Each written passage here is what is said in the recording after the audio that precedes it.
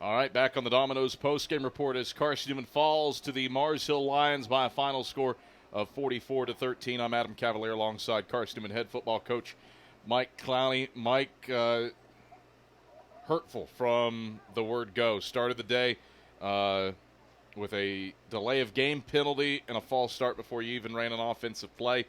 And unfortunately, that was the tone setter. Did some nice things late. But by that point, Mars Hill had created separation. What did you see from your team? A frustrating day in the mountains. I think for us, again, here we go, struggling to get off the bus on the road. And I think that's something that, we talked about it earlier in the week. And when you got a situation like that, sometimes you don't know to talk about them or move forward. But I think anytime there's a problem, you should address it. Right now, that's where we talked to our team earlier in the week. We're 3-1 at home and probably had a chance to win that one, but we're 0-3 now, 0-4 on the road. Like, we've got to learn how to travel, when it comes to that situation where you're not at home. The extrinsic things are not in your favor. You have to learn how to handle the game from an intrinsic matter and be ready to play, because of the situation you're in. You come into a football game where you got an opportunity, go 4-4, from a record standpoint. And you gotta find those ways to motivate yourself to get ready to play in ball games like this. This was a game where I think if I told you beforehand that you're going to limit Javon Newton to the lowest rushing total that he's had in a game against a D2 opponent this year, you'd probably like your chances.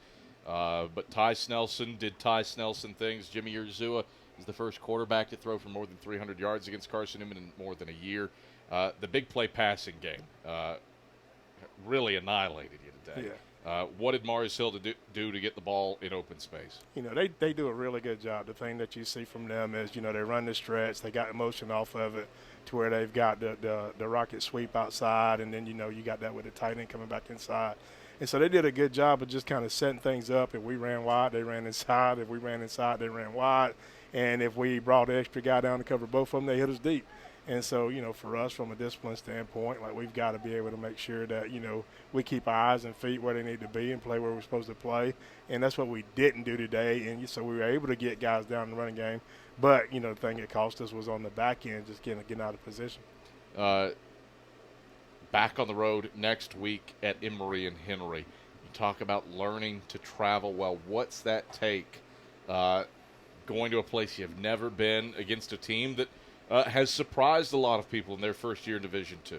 Yeah, it takes us. It's a hard thing. It's a maturity thing, and that's the thing that we just got to grow up, from a maturity standpoint. And, we're fortunate. Like, we've got a great home environment. Our fans are super supportive, and they're at home, and it's a lot of fun. But when you go on the road, man, the game is still the same. You have to go execute, and like I said, you have to learn how to work from an intrinsic fashion.